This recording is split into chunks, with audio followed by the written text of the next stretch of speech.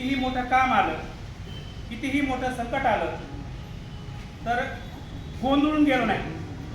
आणि सगळ्यात महत्त्वाचं काम आहे, अनेक अर्जंट पत्र येतात, अर्जंट काम असतं, गोंधळून कधीच जायचं नाही, कामाला सुरुवात करायची. फक्त कामाला सुरुवात करायची, काम करत राहायचं, काम होत राहतं. गोंधळून माणूस केला की त्या गोंधळामधून बाहेर निघायला त्याला टाइम लागतो. जेवढा ते काम व्हायला टाइम लागतं तेवढा गोंधळातून बाहेर निघायला टाइम लागतो. आणि मग गोंधळून जायचा. संकट अनेक येतात, प्रसंग अनेक येतात. जसा एखाद्या उथळ ओढ्याला पाणी यावं, पूर यावा, तसे ते प्रसंग असतात, तशी ती संकट असतात. 90% संकट ही वेट अँड वॉचनं संपून जातात. फक्त वेट करायचं.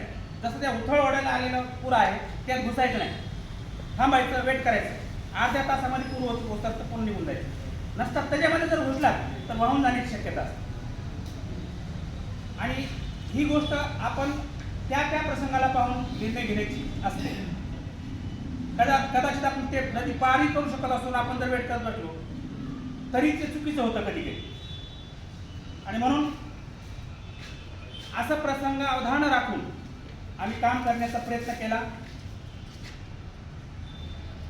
गट शिक्षण अधिकारी कार्यालयाचा आणि आमचा, माझा, केंद्र सरांचा, वितरण सरांचा जास्त संबंध आला.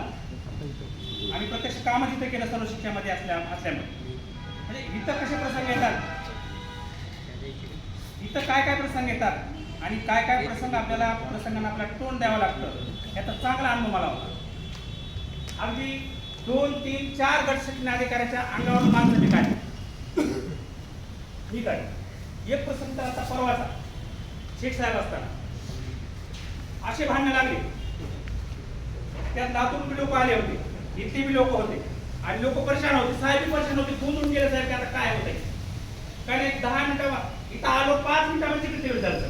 अगदी तालुका अध्यक्ष बीजेपीचे ते पण आले होते, अगदी शिवीगाळ चालू होते. प्रत्येक आपल्या संबंधित लोक होते, दोघंही जवळचे होते, दोघंही ऐकणारे होते. दोघांनाही समजून सांगितलं, 5 मिनिटांमध्ये प्रश्न मिटला. नंतर तो प्रश्नच निर्माण झाला की दोघं मित्र झाले.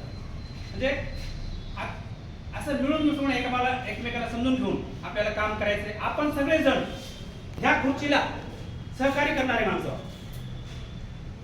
आणि जसं कलेक्टरला जनतेची कान आणि डोळे असं म्हटलं जातं, तसे आपण कान आणि डोळे. आपण केंद्रामध्ये काय होतंय आणि इथं गट तिकडलं इकडे मॅसेज देणारी माणसं आहोत. आणि आपल्याला याच्यामध्ये समन्वय असण्याची गरज असते आणि मनापासून काम करण्याची गरज असते.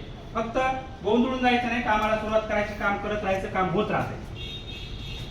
तर अशा पद्धतीचं सहकार्य आपल्या कार्यालयाची प्रतिमा डागाळणार कशी नाही याचा आम्ही सतत प्रयत्न केला. आम्ही या कामामध्ये स्वतःला असं अनेक लोकांनी मिळून असं वाहून घेतलं की कार्यालयाला गालबोट लागणार.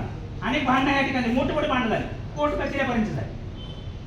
म्हणजे हे अनेक अनुभवाची शिदोरी घेऊन आम्ही या ठिकाणी काम केलं. आपणही काम करावं, तुम्हाला कळत नाही अशातला भाग नाही, परंतु काही अनुभव जुन्यांचे घ्यावे लागतात. तुमचं ज्ञान प्लस आमचे अनुभव असं करून ते गाडा पुढे चालतो. अशा पद्धतीने आपण ही काम करावं आणि केलं. काही त्याच्यामध्ये कसुरी राहिली असेल, काही कमतरताही असेल, परंतु एक प्रामाणिकपणे आपण जर जेव्हा काम करण्याचा प्रयत्न करतो, चुका होत राहतील त्याचा काही प्रश्न नाही. परंतु प्रामाणिकपणे जेव्हा आपण काम करतो तेव्हा काम हे चांगल्या पद्धतीचं होतं, क्वालिटीचं होतं, कार्यालयात त्याचं सहकार्य भेटतं. सगळ्यात महत्त्वाची यांची अपेक्षा काय असते, माहिती वेळेवर यावी. आणि ती माहिती जर आपण वेळेवर दिली तर कुठंच काय अडचण नाही. म्हणून आपण सर्वांनी अशा पद्धतीने काम करावं. आपण या ठिकाणी आम्हाला बोलवलं, आमचा सत्कार केला, या तालुक्याने खूप प्रेम केलं आमच्यावरती आणि म्हणून मी सर्वांचा ऋणी आहे. मी माझे 2 शब्द संपवतो. धन्यवाद. जय हिंद.